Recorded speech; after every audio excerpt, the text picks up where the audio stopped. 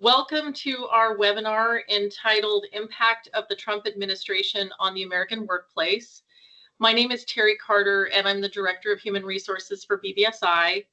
Today, we welcome internal BBSI professionals, BBSI clients and partners, and other invited guests. We have the pleasure today of hosting Stephen Hirschfeld, who is a co-managing partner of Hirschfeld Kramer LLP, with locations in San Francisco and Santa Monica, California.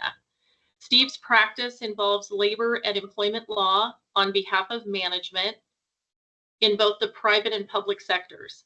He advises clients throughout the country on day-to-day legal issues affecting the workplace.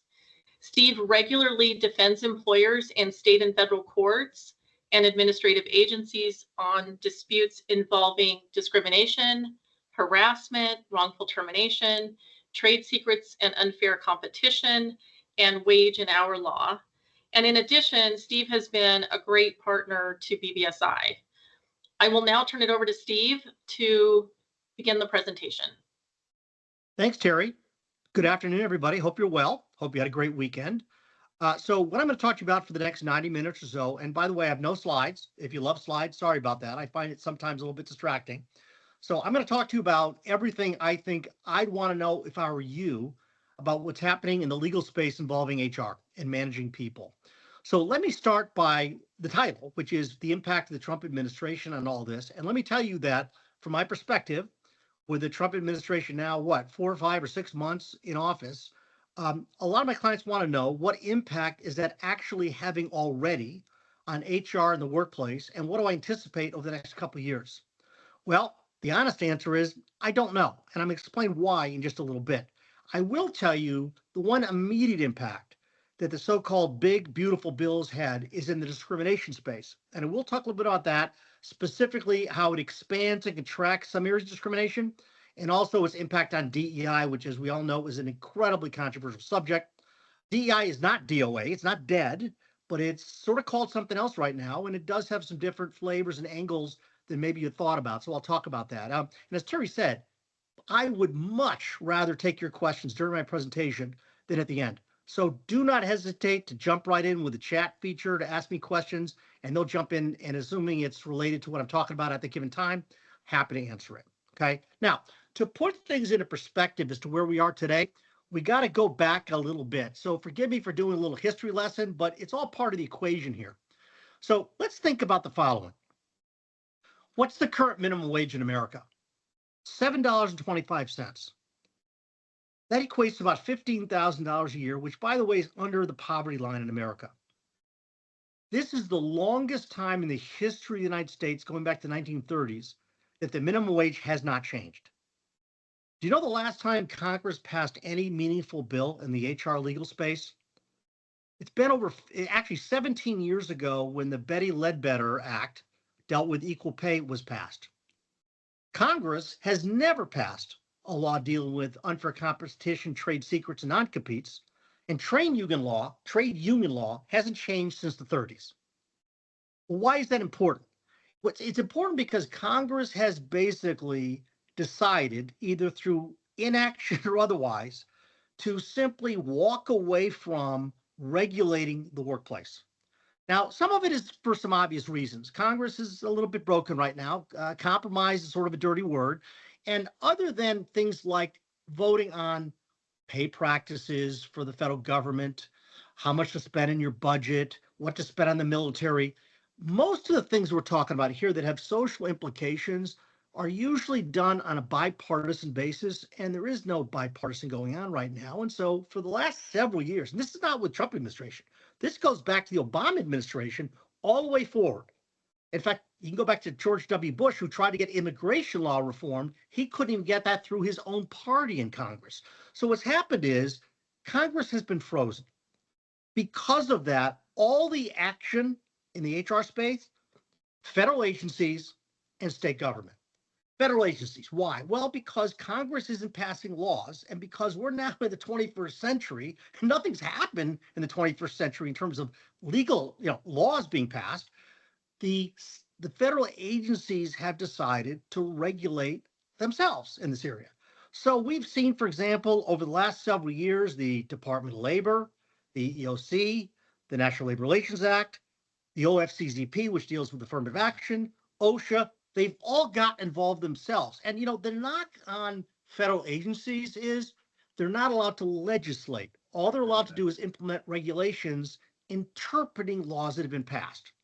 And so, by the way, up until about 10 years or so, they would pass a law or pass a regulation and we all sort of follow it. But what happened under the Biden administration, and this is kind of interesting, it's kind of ironic, at least I find it interesting, is that the Republicans started attacking the Biden administration's ability to pass regulations, arguing that went beyond their authority. And by the way, in some cases, they probably were pushing the envelope, in part because I think there's a frustration that there weren't laws being passed. So, we need to get involved as an agency. But of course, the agency only has limited authority. And so what happened actually before Trump took over, the Supreme Court of the United States changed the precedent on looking at government agency regulations, deciding whether or not they were legitimately implemented or not. The so-called Chevron doctrine, which goes back years now, which gave a lot of deference to these agencies, in other words, cutting them slack and allowing them to implement rules, started to change. And as a result of it, by the time Trump came into office, courts were now regularly attacking, and in some cases enjoining, the federal agencies from implementing rules and regulations. Well, what's ironic about that is now we have Trump in office who's been signing all kinds of executive orders that have had all our agencies very busy. But remember, just 4 or 5 years ago, they changed the precedent on this. And so, by the way, that's why we're seeing so much litigation over his executive orders and all these regulations, because the Supreme Court said we can now pretty closely scrutinize all these rules are passing to determine whether we're supposed to follow them or not. Well, why is that all important? It's important because all of that is subject to litigation right now. And what we're struggling with is as the EEOC passes a new rule, as the NLRB issues a new regulation, are we supposed to follow it or not? Are we supposed to wait for the courts to decide this or not? What happens if the courts in New York rule one way and out here on the West Coast they rule something else? And so that's really made it difficult and complex to figure out compliance. So we have that. Then on top of it, we've got our states saying, well, wait a minute, if the federal government's not getting involved, for example, with minimum wage, then we have to. When I started practicing law over 40 years ago, it was rare to see a state law have a separate minimum wage law. That's all changed now. It's a patchwork of 50 states plus, Guam, Puerto Rico, and DC, all having different minimum wages. Some states haven't implemented new minimum wages at all. They just follow the federal government. Many of them have implemented living wages. And by the way, that's not necessarily a state. It could be a county or a city. And what we found after COVID with the distribution of employees all over America, I've got clients based here in San Francisco that might have 50 people there and, 200 employees, 3 in Iowa, 2 in, Texas, 6 in New Jersey. And all of a sudden now we have to figure out what are the pay practices that we're supposed to be using in all of these different jurisdictions. Mm-hmm. And by the way, we're not just seeing that with things like wage and hour.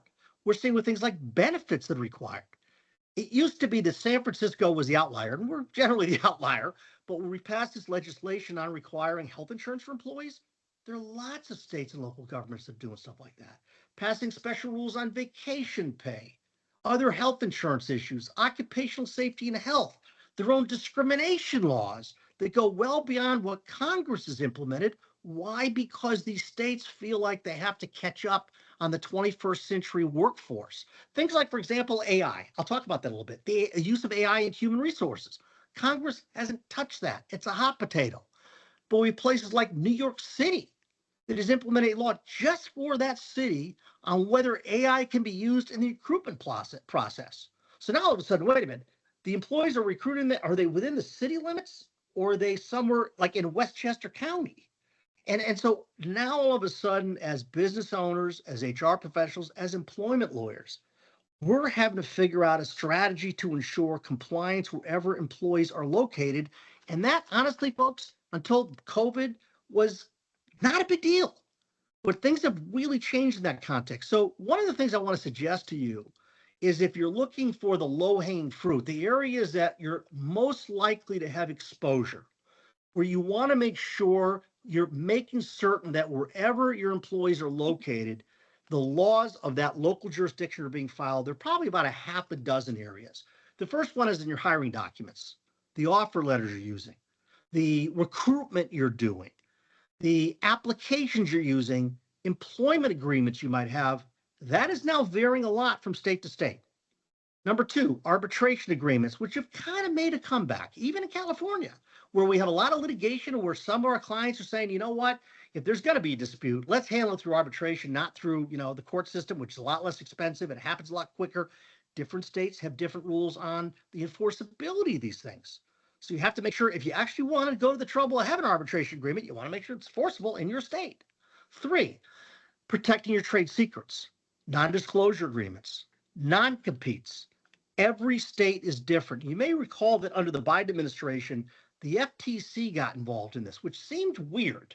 The FTC is an agency that deals, the Federal Trade Commission deals with antitrust. Well, what they decided was they felt that non-compete agreements were antitrust issue, that they sort of allowed people not to engage in competition for employees. So they tried to ban that nationwide. Why? Because we have 50 states with 50 different rules. Well, that got set aside. So that's where we are. If you want to have a non-solicitation of customers, if you want to have a non-solicitation of employees, if you want to flat out non-compete, it has to be legal in the state where that person is physically located. For a number of years, employers out here in California, where we've not allowed non-compete since the 1800s, try to get around that through what's called a choice of law provision. So we say, as we know you're doing work for us in LA, but we're going to have you sign a non-compete that applies in Delaware because that's where our company's incorporated. Many states today are ignoring those for a lot of obvious reasons, because what they'll say is, wait a minute, you're picking a law that has no application to this one woman who's working for you in Orange County. And so you've got to make sure things like that are compliant. Employee handbooks. You want to talk about the lowest hanging fruit? It's this one. You got 50 different states with all different requirements. Does that mean you have to have 50 different handbooks? Probably not. Although I'll tell you, some of our clients just do it that way. Most of our clients will say, we're going to have a handbook that reflects where most of our employees are located, which is usually where our principal place of business is. But then we're going to have supplements that are going to be written where there are exceptions or special rules that apply in that state. So for example, we have clients on the East Coast that have a small group of employees in California, where we have special leave laws, for example, special vacation rules. We'll say, here's the policies that apply nationwide, except here's a page for California where there's some outlier rules. So that's one in particular you got to make sure is compliant where the people are physically located. The courts around the country are saying that we don't care what your policies say. We care about what the law of the jurisdiction where this person is residing and working say. Pay practices, wage and hour laws used to all be the federal laws on that, things like minimum wage, overtime, calculating things for meal and break periods, who's exempt and who isn't. My home state here is not the only outlier now. More and more states are getting involved in determining those kinds of rules. So make sure you know what the wage and hour laws are for the place where the person is working. And then finally, the other one are independent contractor agreements. Not a big surprise that the IRS at the federal level doesn't like these. States don't like them either. The reason may not seem obvious. The reason is all about taxes. Remember, if it's truly an independent contractor or consultant, you're giving them a 1099. You're not withholding money from their checks. Well, Uncle Sam doesn't like that, right? Because it's going to now leave it up to this person to either cut the check at the end of the year or 4 times a year, or we got to go after them. Well, you remember IRS, they tried to add all these agents during the Biden administration. That's all been cut back. So the bottom line is many of these state agencies do not have the personnel to do audits and go after these people who are on 1099s to see if they paid or not. So as a result of it, more and more governments are closely scrutinizing these independent contract agreements to determine, is it a legitimate independent contract agreement or not? And, up until about 10 years ago, everybody filed what was called the IRS right to control test. I don't know, there are 20, 25 factors, who buys the equipment? Do they have their own office? Who regulates their time? Do they have to show up at a certain time of day? How are they paid? And there are all these factors. Well, now more and more states, Massachusetts, California, a number of the Midwestern states, have special rules in defining what is and isn't a contractor. And the danger, folks, is that if you're wrong and you've mischaracterized them As an independent contractor, they're not. Uncle Sam's going after you for the taxes. They're going to say, had you done it differently, the money would have been withheld and given to the government. Benefits you may not have provided to them, all of a sudden now are payable to them. Overtime, they may have work that you didn't care about because you were paying them $5,000 a month to be your IT consultant. And now they show, well, some weeks I've worked 50 hours. Other times I didn't take a meal or rest period. Well, yeah, because you're a contractor. But the courts have said I'm actually not. So now needlessly, you're opening yourself up to potential liability. So this gets to kind of a key takeaway point, and that is you really need to do a compliance audit. Now, that sounds fancier than it is. What it really is, I just listed for you the 7 and 8 major categories. That's where the most of the action is, to make sure that you're carefully looking at in all those jurisdictions, whether you have one person or 1,000, are you complying with the rules on that? Now, that audit can be conducted by you folks. It should be overseen by a lawyer. Why? Because you want the results of that audit to be privileged. Why? Because sometimes you find problems. And the last thing you want to do is have that discoverable in court if there's litigation. Let me give you a quick example. This is happening more and more, where clients are doing these audits and realizing we've misclassified people as exempt who really aren't. And all of a sudden we realize, geez, if we actually go back and try to reconstruct this, we could be talking thousands of dollars of potential liability. And so you have a conversation with a lawyer, and the question is, what do we do? Do we go ahead and say to the employee, we blew it, and for the last, for example, 4 years, we're going to want you to help us figure out every time you worked overtime or on the weekends or checked your emails at night? First of all, it's a nightmare. Number two, when an employee says, yeah, I checked my email at night for 15 minutes, how do I prove they didn't? So what a lot of times we'll do in strategize with our clients is say, all right, look, we're not going to do that. What we are going to do is now recharacterize them as a non-exempt employee, and we're going to explain to the employee that these laws are complex and they're ever changing. And after talking to your lawyer, you've concluded this is what you're now going to do in terms of how you're going to be treating them from a wage and hour perspective. And you change it going forward. But you know what you might end up doing is just saying, you know what, it's a 4-year statute of limitations in most states. We'll just continue on. It's unlikely you're ever going to get a complaint. And the longer the time goes by, the liability that you had in the past starts working its way off the clock. So that's one of the strategy issues you want to have, because by the way, what you don't want is for that to come out publicly if, God forbid, there's litigation, because that ultimately can impact things like damages and penalties that you may be subject to. So a word to the wise, the legwork can be done by you or by local folks, but have it overseen by a lawyer to make sure it's privileged. So that's the biggest takeaway. Now, with that said, what I'd like to do with the time I have is to hit about a dozen key labor and employment laws or regulations that my clients are wrestling with or worried about right now. The first one is going to surprise you. Hey, Steve, can I interrupt you for 1 second? Sure. There's one question, and I'd like to get it out of the way if we can before you go on, regarding leveraging arbitration. So the question comes from someone in California, and it says, I'm hearing that in California, the cost of arbitration is now nearing the cost of going through the courts. If that's true, what are the benefits of going through an arbitrator?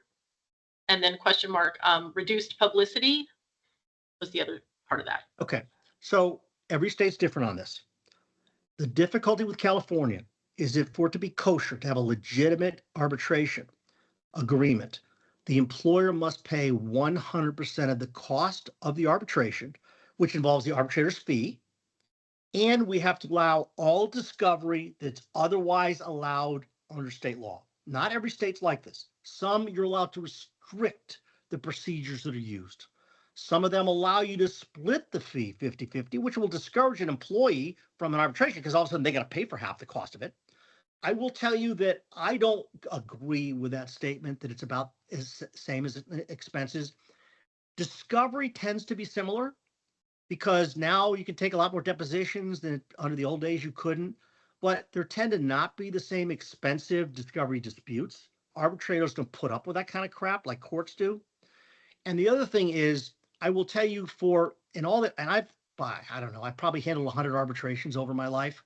I would say that on a termination case or harassment case, what might take me 2 or 3 days in arbitration is 2 weeks before jury. That's where the money is. And then one other thing is, Juries are completely unpredictable. Arbitrators are not. When you pick an arbitrator, this is what I do. I spend a lot of time looking at the background of these folks to figure out who I think is best. And this is why plaintiffs' lawyers don't like them. See, keep in mind, arbitrators are only picked when both sides are willing to use them. If you have an arbitrator that's gone way out there, or, so I don't know, $1 billion punitive damage award, in theory they could issue, nobody's gonna use them anymore. So what happens is their decisions, their verdicts, if you will, tend to be a bit more conservative. So number one, I don't agree with that premise. Number two, yes, it is more expensive than it used to be. But number three, you are correct about the privacy issue, particularly for high-level executives where you don't necessarily want there to be publicity surrounding a dispute with that person. Having that in private arbitration avoids it being publicly available in terms of the information. So those tend to be the pros and cons with arbitration. Okay. So the first I want to talk to you a little bit about are unions.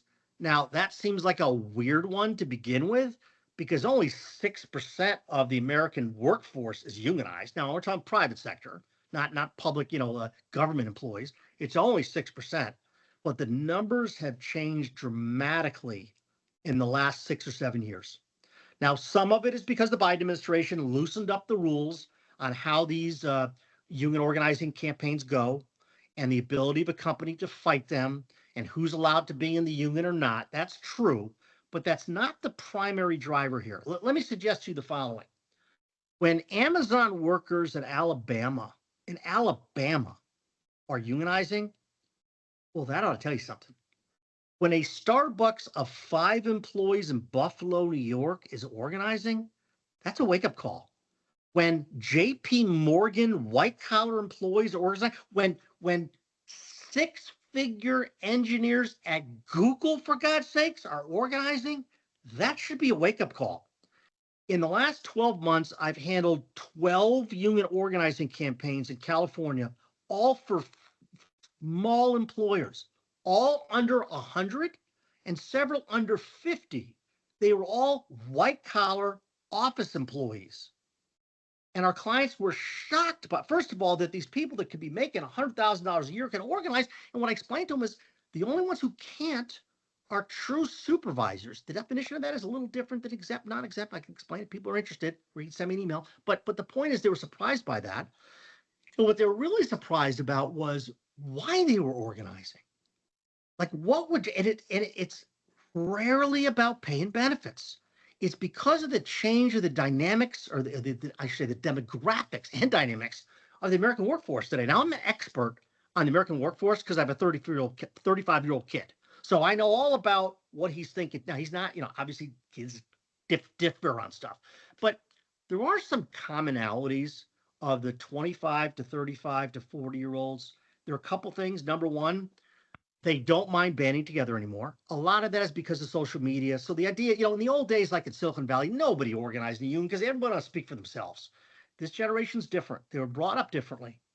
They're not at all concerned about appointing someone to talk for them. That's number one.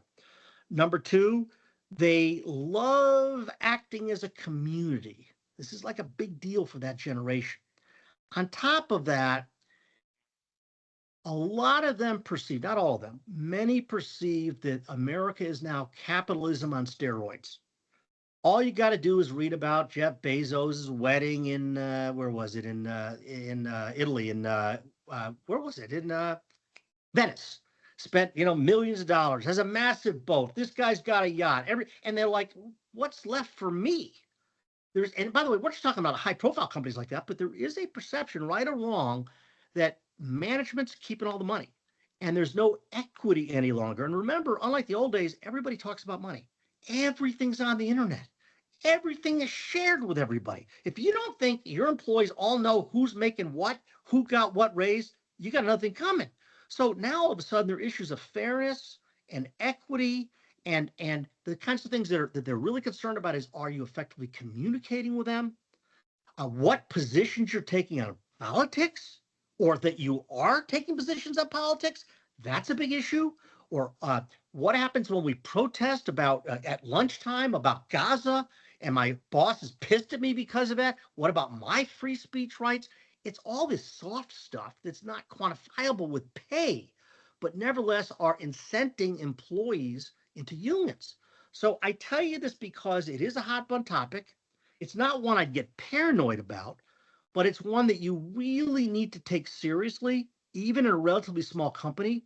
There are some things you can do in speaking to labor counsel and figuring out whether you're likely to be vulnerable. I do a vulnerability audit for a lot of my clients right now to figure out, I mean, is there really a reasonable likelihood? And what can we do to minimize that from happening? And if, God forbid, you find out there is organizing, yes, they have certain rights, but so do you. So just keep a head on that is important. And by the way, one more point on this. Next time you go to Starbucks, find out who the manager is. They're indistinguishable from the baristas. Everybody's making espressos and cappuccinos and lattes, whether the manager or lead or a barista or not.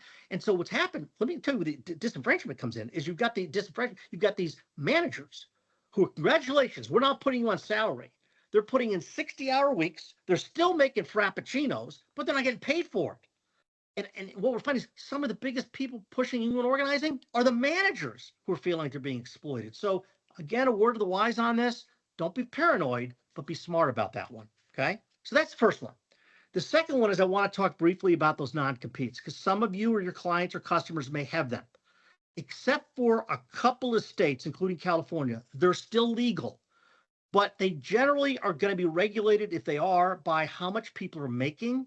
In other words, the higher priced employees, those with real legitimate access to trade secrets are the ones that most courts will allow a reasonable non-compete for a limited period of time.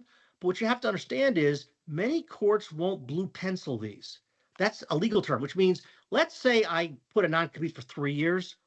And for nationwide, and the court goes, you took advantage of this. This shouldn't be a nationwide non-compete. It should be a non-compete for Colorado. And 3 years is too long. 1 year, many courts will go, if that's the case, they won't rewrite it. It's unenforceable and it's tossed out. So if you're going to have these non-competes or non-solicitation agreements, for example, for customers, make sure it complies with the state where that employee is physically located, and don't have a lawyer convince you just automatically to have a choice of law provision that says, I know you're in Florida, but the law of Texas is going to apply in that particular case, because you may be surprised that it's not enforceable. The thing you really have to care about, in my mind, much more than non-competes, are protecting your trade secrets. That's something every state allows you to do. And that's where, if you've got the kind of organization where you're concerned about certain data that you have, pricing, customer lists you have, prospect lists, contracts, leases that you have, certain deals you've made with vendors, what you have to do is identify those as trade secrets. Make it clear that's not something, if they leave, they can take with them or use. Even in a place like my home state, we can stop somebody from engaging in that kind of activity. So word of the wise on that one, if you want to protect your trade secrets and if you want to have non-competes, make sure they're compliant with the state where the employee is physically located and working for you. So that's number two. Number three, wrongful termination. When I started my career in employment law, that's where all the action was. My clients aren't seeing a lot of wrongful termination litigation. And the reason for it is, and I'm talking about my own clients, is because I have been harping on, I've been harping on them to have due process. What is true in every state in the country is that at will has been greatly eroded. Technically, all the states are at will except for one. Montana doesn't have at will employment, but that's a weird reason, but they don't. They haven't for years. But all the states do. But courts are pretty much setting those aside these days. They're wanting to know, do you have due process? And by the way, plaintiffs' lawyers are only interested in taking these cases if, in fact, there hasn't been due process. And here's something that's happening with a lot of my clients. A lot of states now allow employees and former employees to get a hold of their personnel files. The first thing plaintiffs' lawyers are doing these days, and this has only been the last 3 or 4 years, before I get wrongfully terminated, I'm upset, I see a plaintiff's lawyer. A plaintiff's lawyer, before whether she decides to even take the case, is going to send a letter to the former employer and say, please share with us a copy of the personnel file. Now, by the way, even if I have a client in a state that doesn't require us to turn it over, if I think it's for our benefit, I'll do it anyway. And what I mean by that is if that file contains warnings, notices, bad performance reviews, a performance improvement plan, I want the plaintiff's lawyer to see it. Because remember, unlike discrimination in wage and hour, wrongful termination, the lawyer only gets paid if they recover something and they get a piece of that action. So the reality is they're not taking that case in all likelihood unless they think, look, if somebody's wrongfully terminated, they've been with you 10 years, you turn over the personnel file, the only things in there are the application W-2 form. A plaintiff's lawyer is going to take that case because you have no documentation or due process. So what I'm telling my clients is this is where you really have to have the action and make sure your management team understands why it's in their best interest. And HR people know this, but managers think it's nothing but a hassle to document verbal conversations with employees where they've reminded them about certain behavioral or performance problems. And I will tell you, the other thing is PIPs are your best friend. Performance improvement plans should not be done to justify a termination. They should be done to change somebody's attitude, behavior, performance. But if you have one that is clearly written, that explains the history of the problems in plain English, like, Steve, for the last 6 months, we've been talking about A, B, and C. It hasn't gotten better. We're now at a point where we're concerned as to whether or not we can continue to have you work for us. It's plain English.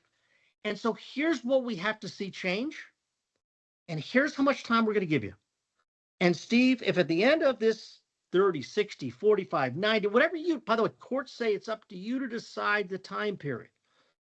At the end of that, I have concluded you haven't met my expectations. I'm going to have to let you go. And by the way, if you are successful for the next 30, 60, 90 days, you've got to maintain that level of performance on a consistent basis going forward. I will tell you what, I don't have the case where a plaintiff's lawyer writes me a letter asking for personnel file, where we have that kind of PIP and they actually end up taking the case. Now, here's what really happens. See, they want the whole personnel file because when an employee goes in and goes, I was wrongfully fired, you go, that's interesting. I looked at your personnel file. Now, I don't see a wrongful termination case, but I think we got a wage and hour case. I can't tell you how many times I've seen ex-employees go in and say, I've been sexually harassed, I've been discriminated against, I've been wrongfully fired, and a PAGA class action wage and hour case comes out of that. The employee wasn't even thinking about that. But to go, wait a minute, I noticed your personnel file, you were indicated as salaried. Let's talk a little bit about what your duties are. Oh, wait a minute. I think you've been misclassified. That's the case. By the way, you know why they want that case? Because unlike wrongful termination, if they collect a nickel for the employee, you as the employer have to pay 100% of their attorney's fees. That's the case they actually want.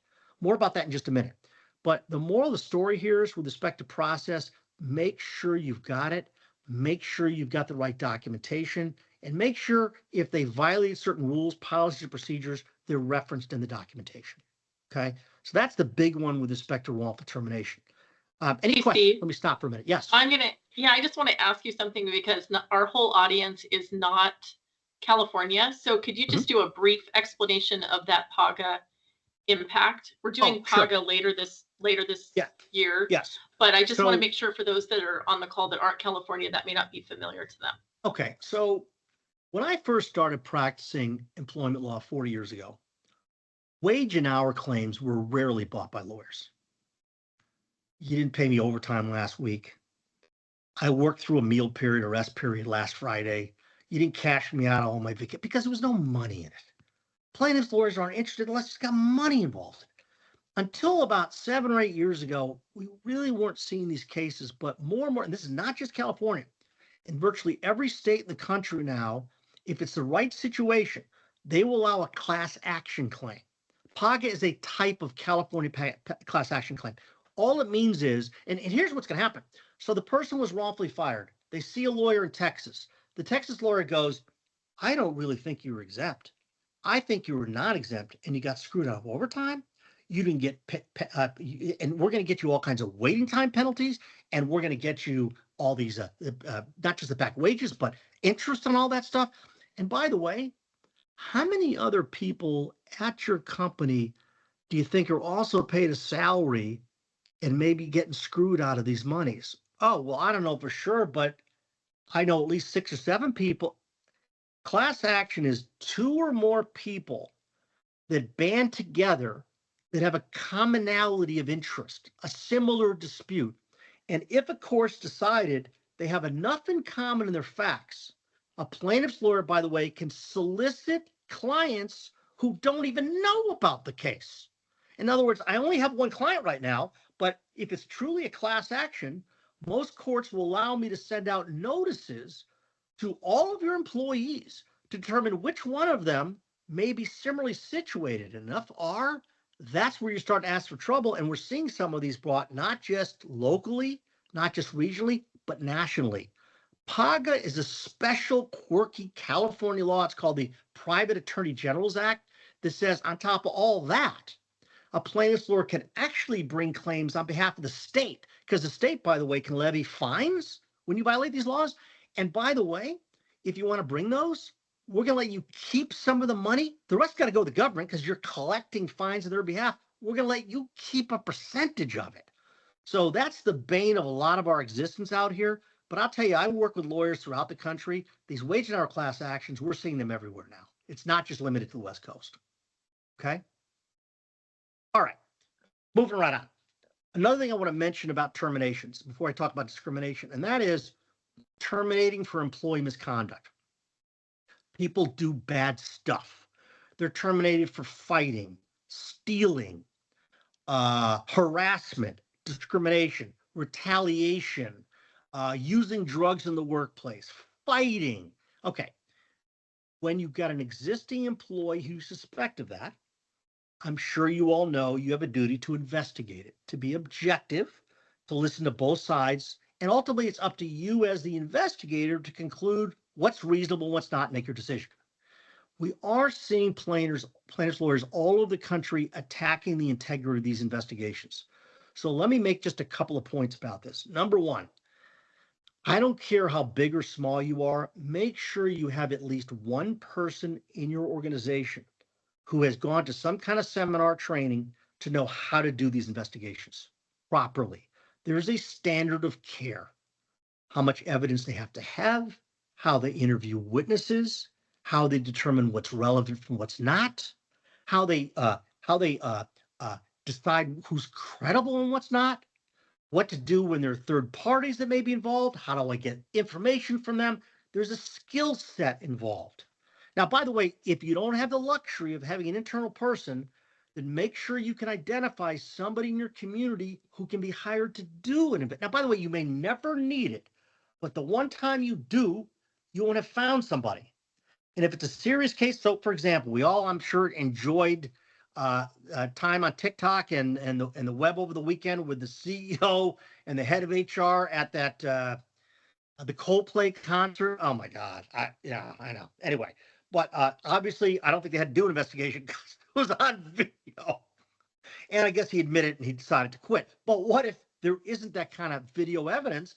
We got to do an investigation to decide what actually happened. And if you don't have somebody internally, or you don't have or can't afford that, you want somebody on the outside. There are both lawyers and non-lawyers who have been trained how to do these. You can bring on who can objectively investigate one of these. As long as you can determine you've gotten that person, how the chips fall is up to you. There are times when somebody might say, you know what, I don't agree with your conclusion. Courts are very clear on this. As long as you've done a good faith investigation and arrived at a reasonable conclusion, it's not up to a jury to decide. I would have decided differently. Did you have the process? Was it handled appropriately? Do you have a report that was written so we can look at and understand in plain English what you did and how you did it? So just a word to the wise on that. That's the one angle on wrongful termination throughout the country we're seeing some action on. Okay. Next one, discrimination. So this is where the big, beautiful bill has come into play in a couple ways, and where a lot of the Trump administration executive orders have raised a bunch of matters. So let me talk a little bit about that. The first, the really hot button is DEI, right? Diversity, equity, inclusion. Now, this is Trump's on a mission for this, and I'm not passing, this is not a political statement. This is a major source of how he got elected. There's a big part of the country that despises DEI. His executive orders, when you look at them, really come down to a couple of things. Number one, DEI itself is going to be heavily scrutinized. The EEOC has been instructed to look for companies that have written DEI policies. By the way, DEI itself is not illegal. What's illegal, for example, is hiring me just because I'm Black, firing me just because I'm a woman, recruiting only an African American. I don't have clients that do that. Now, I do have clients who have aggressive recruitment. For example, I represent a lot of tech companies that have too many tech bros, 23-year-old white guys, and they want a more diverse workforce for a lot of good reasons. What you're not allowed to do, the way the Trump administration has changed the rules that you could do a year ago, is actually bonus executives based upon their success in hiring certain protected groups of people. Because what that looks like is you're incentivizing them to hire this person instead of that person. So that's number one. Number two, if you're going to have a DEI policy, you want to be careful about what it says. Inclusion is important. Recruitment is important. But once people are identified, everyone is looked at on an equal basis. That's true when we hire people, and that's true when we lay people off, that we don't pick and choose people because of who they are, but merely what their skills, abilities, and performance and expectations have been. That's the major area we're seeing action. Now, there's one other question I've been getting a lot, because I mentioned to you about all the tech bros. So let's say you're a woman that's hired to work for a tech company, and there's 50 guys and you. And now we've hired 3 more women. A lot of tech companies know that it's uncomfortable for a woman to be in that situation, or it can be. And so they've had these affinity groups, Black engineers, gay and lesbian managers. In other words, a group that periodically they get together to commiserate, to give each other advice. A strict affinity group only open to those members themselves is asking for trouble under the current Trump administration. And by the way, I kind of get why, because it's unnecessarily excluding other people. By the way, you may have a guy go, I'd like to be part of this female group too, because I might have some experience I can offer. I want to be an ally to them. So if you want to have affinity groups, no problem, but you want it to be open to everyone. Okay. The other big change with the Trump administration is the focus on reverse discrimination and religious discrimination. Reverse Steve, discrimination. real quick. Yes, question. We got a question kind of similar to what you were just talking about. A yoga studio, like a nationwide chain, is offering scholarships to a yoga teacher training that's only open to people of color. Do you see risk with this, and why? What could they do instead? I do, because what you're doing is you're only providing the scholarship to one particular group of people. This is a classic reverse discrimination case. What the white guy is going to say is, I don't even have the opportunity for that, right? So what often clients are doing now is they're focusing instead on economically disadvantaged people from economically disadvantaged communities. That applies to everyone, or to first generation folks, or to those who have never had anybody go to college before. That could be white or Black, Hispanic, Asian. So it's not targeting who I am because of my protected category. It's my life circumstances. Now, by the way, this has not been tested in the courts yet. There's a real difference of opinion on whether or not you're still allowed to have those. But if you want to stay under the radar screen, which most of my clients do, you want to think about how to still allow yourself to have some of these programs, but in ways that don't look like you're directly alienating certain people from being hired, or certain people from getting scholarships, or certain people getting internship opportunities that other people will be able to get. Okay. Other questions or comments on that? I have a clarifying question. You said, when you were talking about affinity groups, and you said, you may have a problem with the Trump administration. Can you connect the dots for me on are you talking about the interpretation of wrongful termination, or no, reverse discrimination? Like, why is it, no. What makes it different in the Trump administration? So first of all, they are scouring websites. Okay. They are looking at public facing communications. They're using, in some cases, AI for this now. To look for the words DEI in your promotional materials. Look for scholarships on your website. look for affinity groups to see what they say, so that then they're looking at whether or not have certain people been disadvantaged because of that. I'll make up an example. So I don't get promoted into a management position. I'm an engineer and I'm a white guy. And a woman over here did. She got promoted. And she was part of this affinity group of women engineers. And I think I can prove, I don't know for sure, but I think I can prove that this gave her a leg up over me for the promotion that she got and I didn't. The EOC is going to be interested in that case. They're looking for the signs they believe that these protected categories have actually been used to disadvantage, whether it's men or whites. And I'm not passing judgments on this one way or the other. I'm saying this is what the EEOC is doing right now. The other thing they're looking at is religious discrimination. Now, this goes back a bunch of years, and it used to be for different reasons. When we first saw religious discrimination lawsuits, there were things like, I've got a hijab that I want to wear, and my boss goes, I can't. Or I've got a yarmulke, I'm Jewish on my head, and my boss says I can't. Or I've got a religious symbol on a necklace, and my boss says no. Or I've got a little religious icon on my desk, and it won't be allowed. For years, the courts and the EOC have said that you have a duty to reasonably accommodate bona fide religious practices, and we kind of all got that. Here's the issue that's coming up right now. I'm bothered by the fact that we have diversity efforts celebrating gays and lesbians because you name the religion, and this violates my religion to work in a workplace where this is being celebrated. What the courts are going to do with that, I have no clue. I do know that the Supreme Court has allowed a bakery not to make a homosexual wedding cake. I do know that.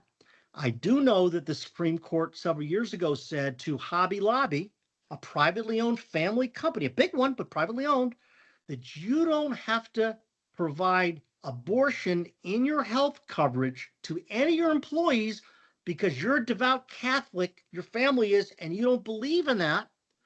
Because of that, we're already starting to see the EOC issue complaints. We're seeing some lawsuits threatened where folks are saying because of my Christian values or beliefs, in some way I'm being negatively affected with a practice or procedure or group of employees at work. We're seeing this also with things like what religious holidays I can take. We also saw this with the vaccine. There are now cases post-COVID that are it's 5 years later. It takes a long time to litigate these cases, where in some cases, the city of San Francisco got hammered on this. So did a major hospital on the West Coast for requiring vaccines in some cases where perhaps the employees could have worked remotely from home. So this is becoming a bigger, and by the way, I don't have all the answers. I do know that there's increased sensitivity to this issue of the EOC right now, and so we're seeing more and more concern being placed on that, okay? The other one that also we haven't seen the EOC do anything special on, but we don't certainly see this going away, is the duty to reasonably accommodate disabilities, and the definition we all know of disability has gotten broader and broader and broader. In the old days, we were talking about physical disabilities, and building a ramp for somebody or helping them with a wheelchair or modifying their work site, that's 1/10 of 1% of we just don't get those anymore. It's all things like mental or emotional disabilities, a heart condition, cancer. It's employees that have already been hired. It's not somebody who you're looking to hire and you have to accommodate. It's an existing employee's worked for you for 27 years, but develops an ailment, physical, psychological, or otherwise, that now in some way is affecting their ability to do their job, and where the courts have absolutely continued to say, you have to engage in interactive process and prove you did, which is a fancy term for I've interacted with the employee and their doctor if necessary to figure out, given their limitations, can we allow them to continue to work? And if so, in what way? And I will tell you, one of the biggest takeaways from COVID is remote work. Before COVID, courts would cut you great deference as a business owner and saying, this employee who has this condition that has to work from home, I think it's a hardship. I want that person in 5 days a week. And courts would go, your business, your decision. COVID changed all that. Judges themselves are still doing hearings by Zoom. Depositions, trials are being handled by Zoom. Judges understand it's a relatively good technology. It ain't perfect, but you have the burden as an employer to demonstrate the hardship involved. And now keep in mind, when we talk about disabilities, usually it's not permanent, it's temporary. So for the next 30, 60, 90 days, this person either has to work completely remotely or on a hybrid basis. You're going to have to show there truly is a great hardship. And I'll give you an example. So this happened just a couple of years ago. I've represented over the years a lot of these high-end clothing stores, like Chanel. I don't represent Chanel. I'd like to, but if you're on the phone, let me know. But it's like Chanel, right? So I don't know if you know this, if you've ever been in one of these stores, but there's hardly any foot traffic. Like in San Francisco, you never see anybody in these stores. It's because it's all personal relationships. So you have a personal shopper at one of these places that knows you're looking for a certain handbag or a certain color scarf, or you fit in a certain kind of dress. And when all this merchandise comes in, these people already know who they've got a book. It's all on their Outlook calendar now, and they can find what's coming in, and they dial in for dollars. They call their customer and say, Sarah, remember how 6 months ago you were looking for? It just came in. So 3 years ago, I had an employee who had a horrible physical condition that required the top salesperson. This was not in California. It was in the Midwest. It was in Chicago. Top salesperson for one of these particular boutiques was bedridden, but she could use her laptop. And the company goes, we can't keep you on the payroll. You have to fit. And then she goes, wait a minute. I've got my customers on speed dial. I see all the stuff that comes in on the internet. We see all the merchandise. It's all been scanned. I know what my customers want. So I'll tell you what I want to do. And through the interactive process, we figured this out. She goes, I've got an idea. What if, look, I've got to pick a book of 75 of my best customers. So let's say I find a red dress that Jane Smith might like. I'll reach out to her. I'll send her an email, I'll text her, I'll make a phone call. She comes in, and one of the people that's still working there will split the commission. Folks, you know what, we didn't go to court because that's a reasonable accommodation. And that's not something at the time the company would have thought about. So what I'm suggesting to you is, with respect to these disability issues, there's more and more need to think out of the box on the type of accommodations. And I will tell you, the biggest one that is not going away is mental health. If you see the statistics on the number of employees with a mental health condition, it would shock you. And the big term right now is neurodiversity. The percentage of employees who are on the autism scale, they may not even know they're on the autism scale. Employees that have other sorts of mental, emotional, or learning differences. More and more now, it's not coming up when you hire them. It's coming up while they're working for you. And so here's the couple of takeaways I want to give you on this, because this is one we're seeing more and more. And that is, first, know what are the typical conditions that are reflective of these disabilities. Depression, OCD, anxiety, bipolar, PTSD, autism spectrum, and drugs and alcohol. By the way, if you want to get a good feel for, if you've never dealt with somebody autistic, and I have a nephew who's autistic, I watched the movie that came out several years ago, and I never saw it, called The Accountant with Ben Affleck. He plays a guy on the spectrum who's, well, I won't give it away. His mannerisms are very interesting, and the way he doesn't look at people, the way he reacts to certain situations are some of the, it's not stereotypical. It's actually fairly classic signs of folks that are on the spectrum. And having your management team and your HR people at least aware of what I just mentioned in terms of conditions is important, and then how they manifest themselves in the workplace. Now, here's the biggest mistake your management team or HR people can play, is try to play shrink. She seems anxious. I bet she's got an anxiety disorder. He seems upset. Maybe he's bipolar. Do not do that. Make sure managers are focused on performance, attitude, attendance, behavior. It's up to the employee still to raise their hand and say, I think it's because of this condition I have. And then at that point, we engage in the interactive process. The types of signs we're typically seeing these days: with folks that have a mental health condition are things like a rapid decline or change in their performance. This is not, they've been a bad employee from day one. This is a great employee that now seems erratic, is now making mistakes they never made before, is sleepy or forgetful, but that wasn't the case. The organizational skills are off. They're not learning like they used to. They're having a difficult time adapting to changes. They're not concentrating. Noises are bothering them like they never used to. Now, again, I'm not suggesting you go, hey, I think maybe what you're going to do is you're going to focus on the mistakes. You're going to focus on the poor organizational skills in terms of what they have or haven't accomplished. It's up to them to say, yes, I have been sleepy or forgetful. I wonder if it's the medication I'm taking. And that's what's happening more and more. They're taking some sort of psychotropic medication that may impact their ability to think clearly.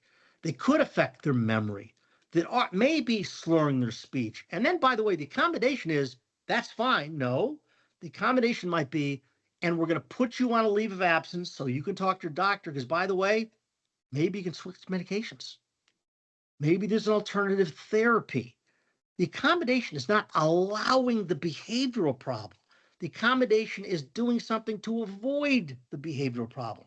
Other things we see, outbursts of anger or aggression, weird, off-color, inappropriate comments that never were made before, obsessive focus on oddball things, paranoia, mistrust of others in situations that never were the case before, depressive behavior, acting withdrawn, mood swings, or an overreaction to certain slights, comments about hopelessness, isolation from others. I could go panic attacks. I could go down the list, and I've been through some of them. The point is not to be experts on this, but to have your folks in the field mindful. These are often classic signs of someone who might be in this situation, and to know that they hold the person accountable if it turns out that once they raise the concern about what I just mentioned, like sudden outbursts of behavior, anger issues, or despondent comments, when they raise their hand and say, I've been treated for this, or I have an alcohol issue, or I'm manic depressive, is to say, then let's sit down and figure out what we can do to maybe accommodate you. Not can we, what we might be able to do to accommodate you. And there's all kinds of stuff. By the way, there could be just a flat out leave of absence without pay. That's an accommodation. It could be a flexible workplace. It could be some workplace modification. It could be headphones for the person that's easily distracted, or a different office that's quieter, or certain software that might help somebody in certain ways. So the point here, and by the way, most of the best suggestions on this are going to come from the employee directly. And that's why when we talk about disability accommodations, it's all about the interactive process. So those are the major things I wanted to mention about discrimination. Questions before I move on? Yeah, real Anything? quick question back on the affinity group Yes. question. Yep.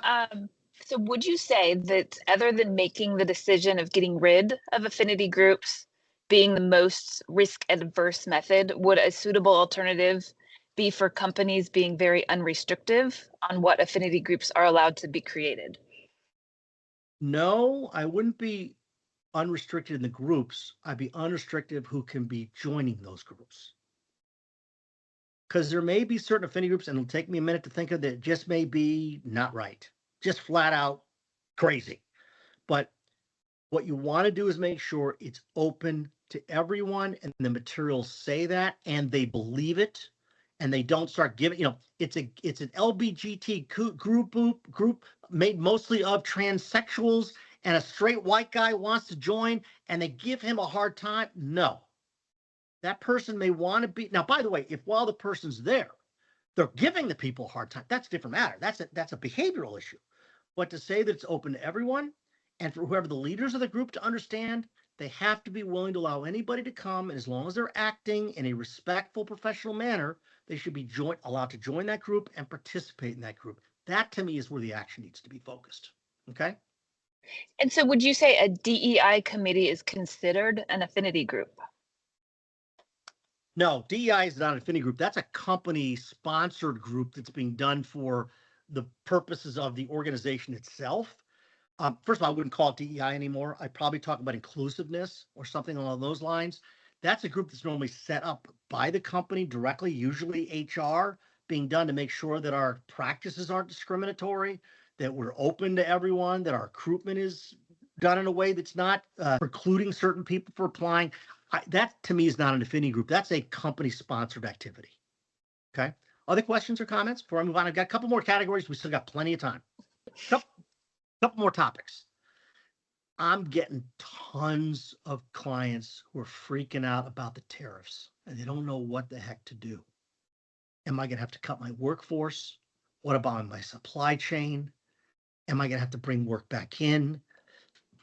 And they're all worried about layoffs and restructuring.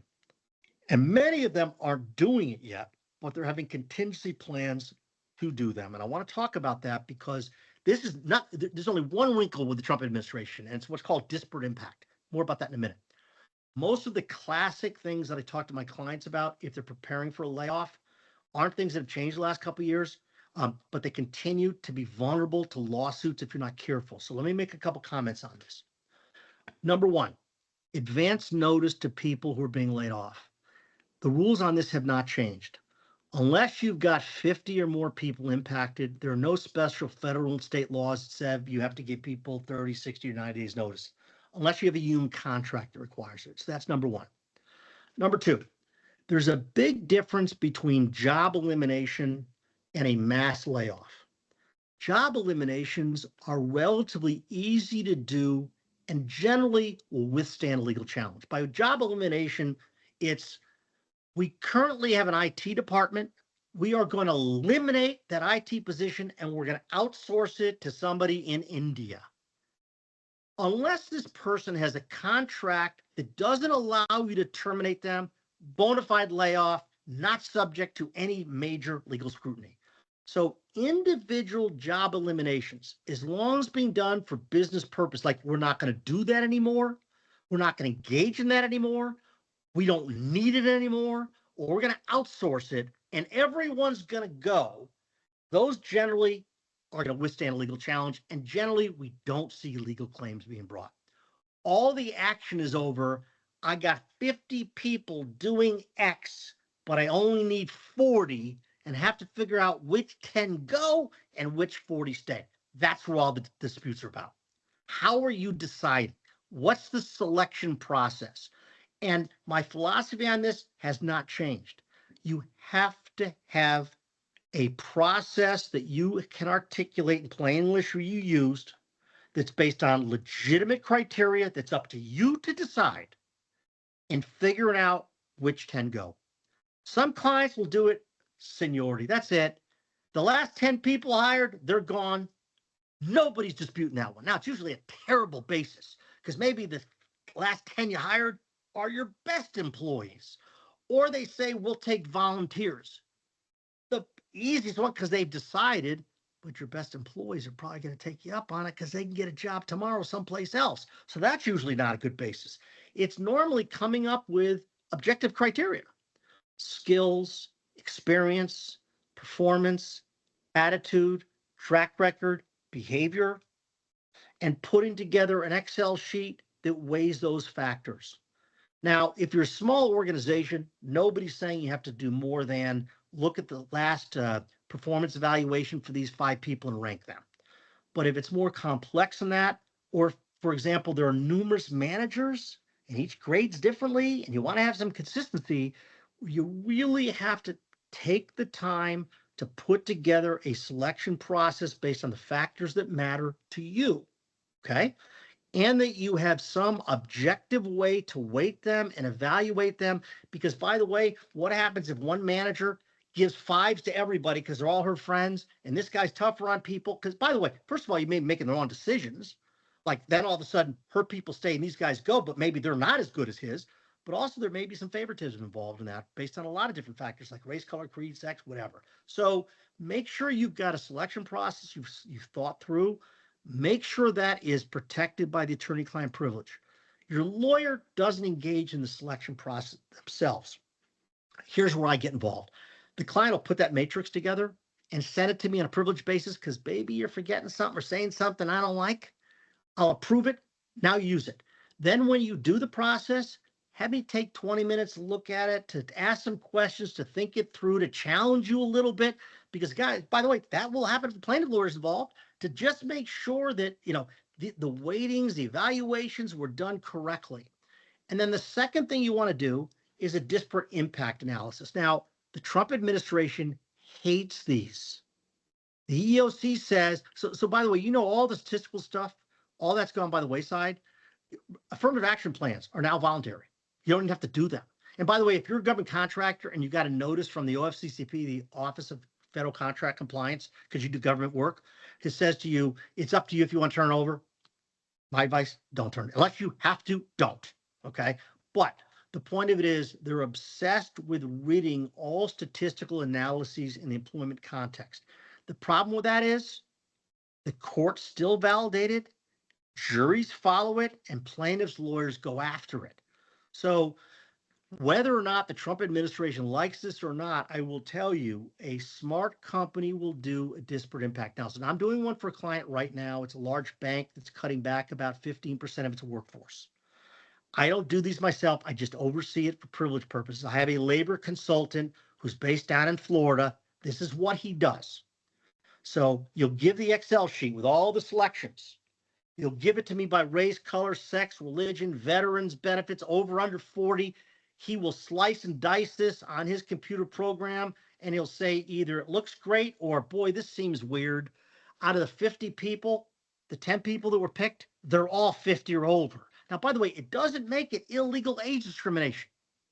It's, okay, let's now sit back with your lawyer. Why were these 10 people picked? Let's just make sure, because by the way, it could be they're your worst performers. And then you make that decision. Or it could be something else going on.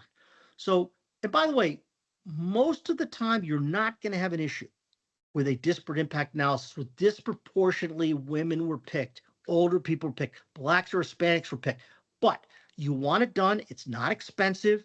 These guys turn this around in 24 hours. We have a conversation about it. Usually it's not an issue. But to the extent it is, we just push back to make sure the right decisions be made for the right reasons. One other point I want to make about this, and clients always ask me, do I have to give severance people who are being laid off? And the answer is no, unless you're in the state of New Jersey that requires it. They passed this law a year ago.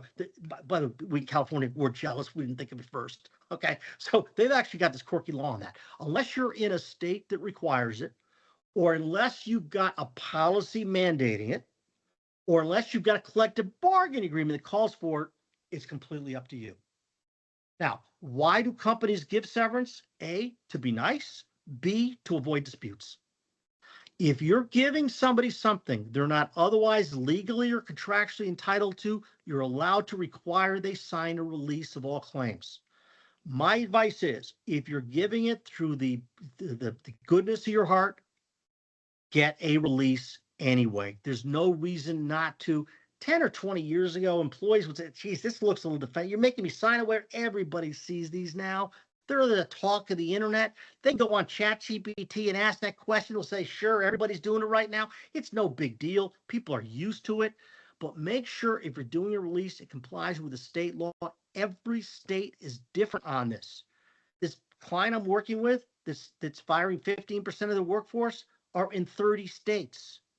The release has to be written to comply with the law where they're from, or it's not worth the paper it's written on. It doesn't take long to do it, but you want to make sure it does comply with that state law, okay?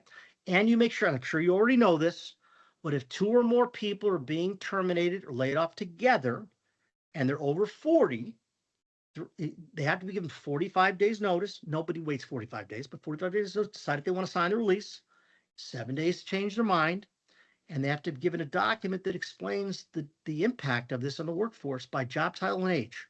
And you have to give yourself enough time to do that. And if you don't give that information, the release is not valid. The question I'm getting from this client and others is, I understand all that, but does that mean that if I have somebody under 40, I can tell them sign it right now or you're out? Technically, you can. I don't think it's a good idea.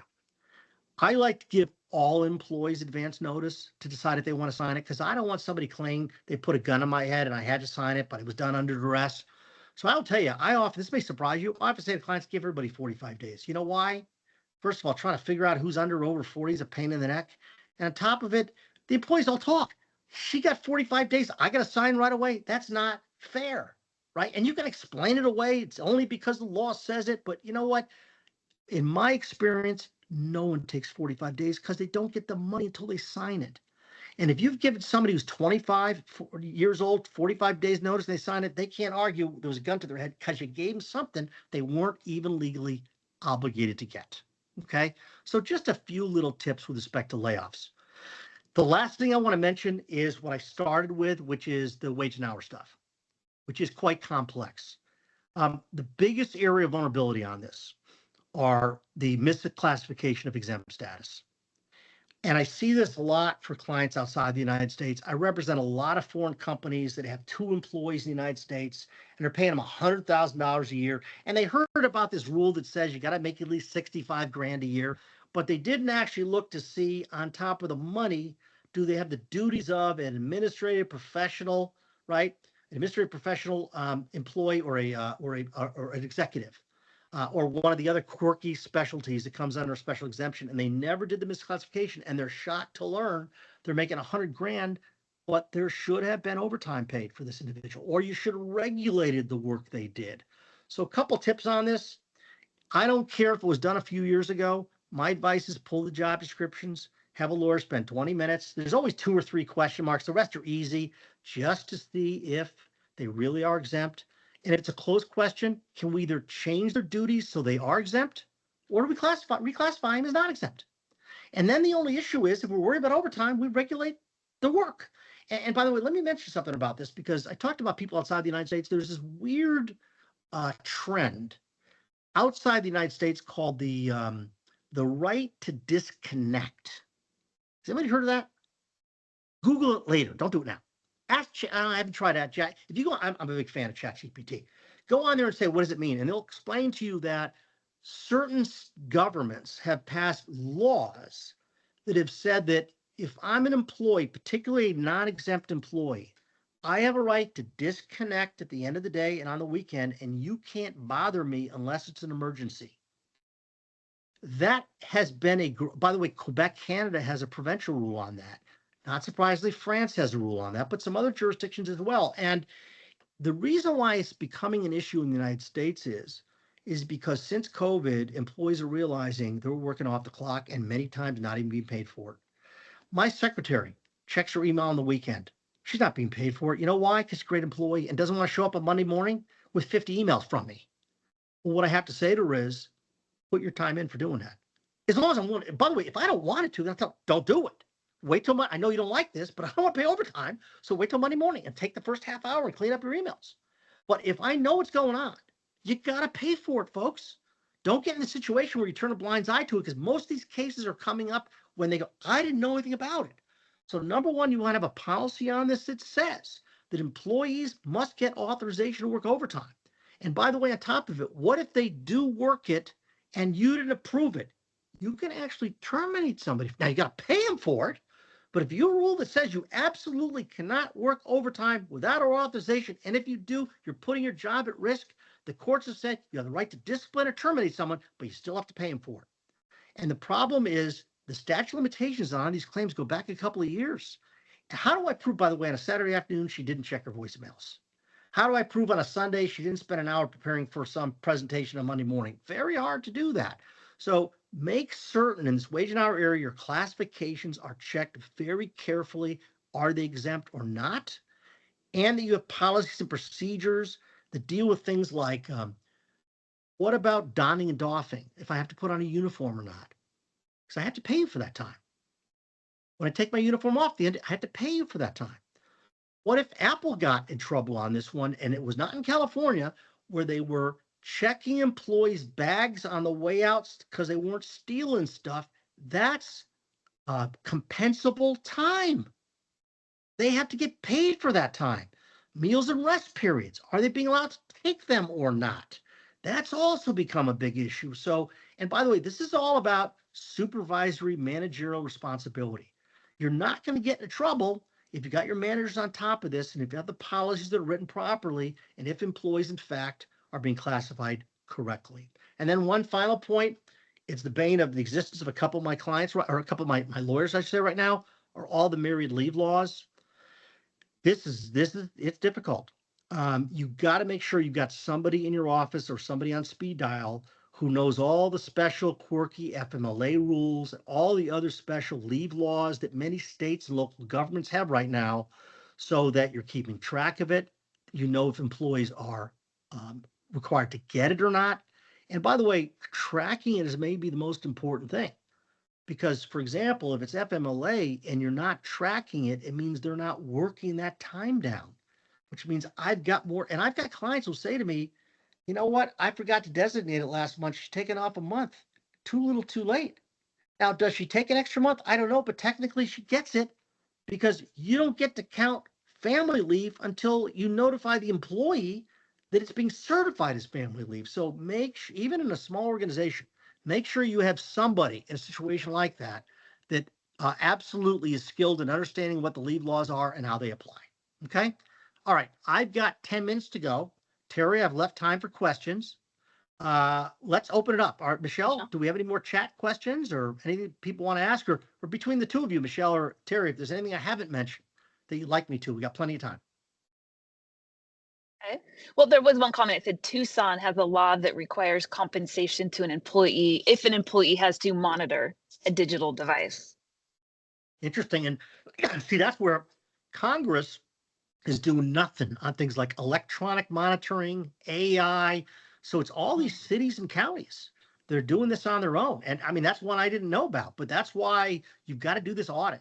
You know, you got the one employee in Tucson, you got to make, and by the way, I mentioned about New York City with AI recruitment. More and more states are passing rules and laws and regulations that deal with when you can use AI as part of the recruitment process. And by the way, on top of it, that's something that's been subject to a lot of litigation because it's all about the algorithms.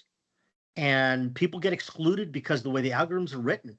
And so if you're ever going to use AI, one of these AI tools, HR tools, as part of like weeding people out in the recruitment process, make sure that they demonstrate for you that they've gone through a legal analysis to conclude that there's not an issue with disparate impact or disparate treatment for people. Because, by the way, if a lawsuit comes up, the software company is not sued, it's you.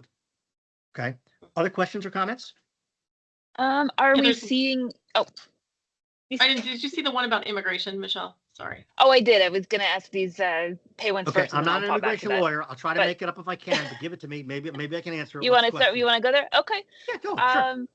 All right. So just wondering if you could touch on immigration and how legal and non-legal employment statuses are working in fear. How do you recommend employers address these concerns? Read that back to me again. I'm not sure I understand the question. It says you could touch on immigration and how legal and non-legal employment statuses are working in fear. Well, employees working in fear, and what do you suggest to the employers? Yeah. Okay. Yep. So I've got one of my partners, that's all she does is immigration. I will tell you that for companies that are really being hammered by this, and ICE is focusing, we all know this, on certain industries, agriculture, retail, there's certain places in particular they're focusing on. You need your management team to know what their rights are when ICE comes on. What is the subpoena they have? What legal basis they have for coming on your property? Having your employees know what their rights are as well. Now, obviously, I'm assuming that your employees it's been handled properly and they have their I-9s and so forth. The difficulty is that some people are getting picked up even though they have the legal right to work in the United States. So all I can tell you on that is, in terms of the fair, and there's a lot out there, is your management team needs to know what their rights are on this and when they do not have to allow folks on this property.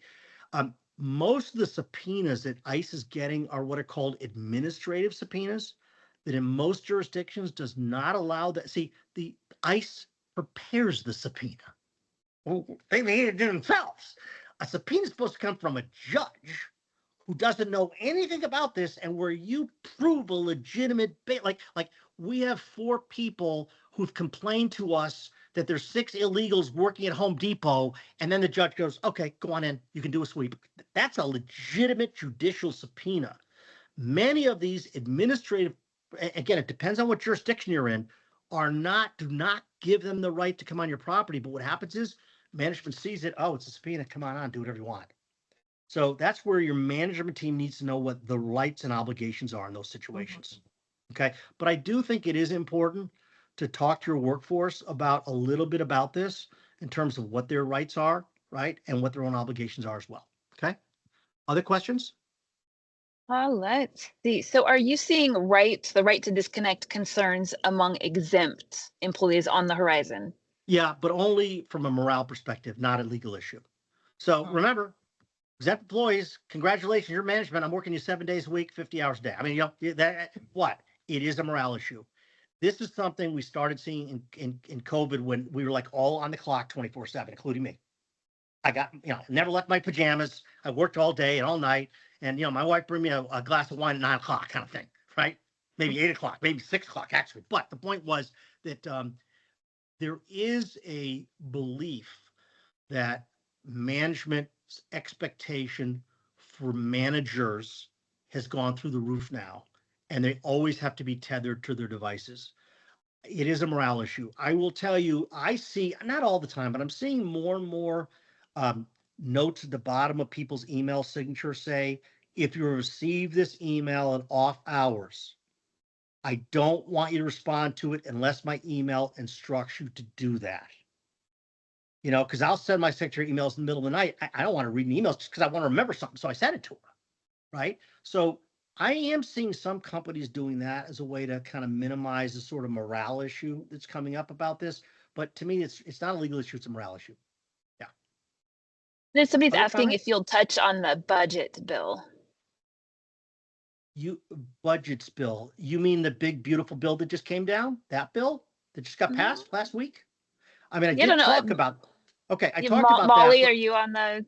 You want to unmute and clarify on that real quick? Yeah, ask me what it is about that. Because as I mentioned, in case you started late in the podcast and the broadcast, the only thing that directly impacts that is things like affirmative action and DEI. But anyway, somebody had a question about it. Yeah, but maybe Molly can. Oh, there you are. Go ahead. That is what I meant. I just tend to not use the phrase "big beautiful bill" personally. Well, believe it or not, that's what the law is actually called.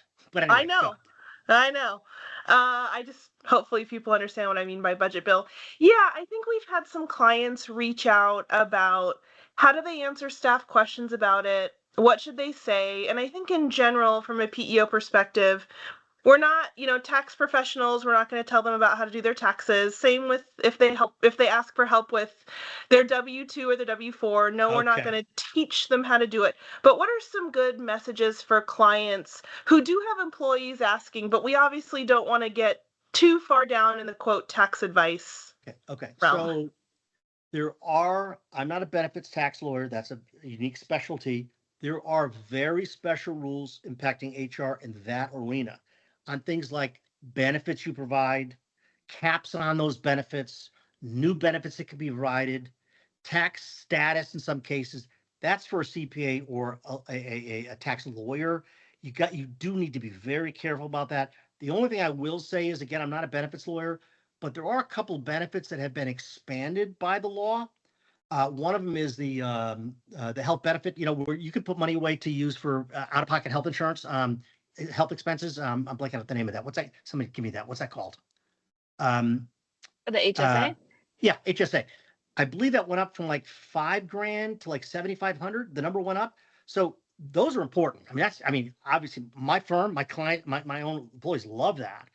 Now you don't have to jack it up to $7,500, but you can.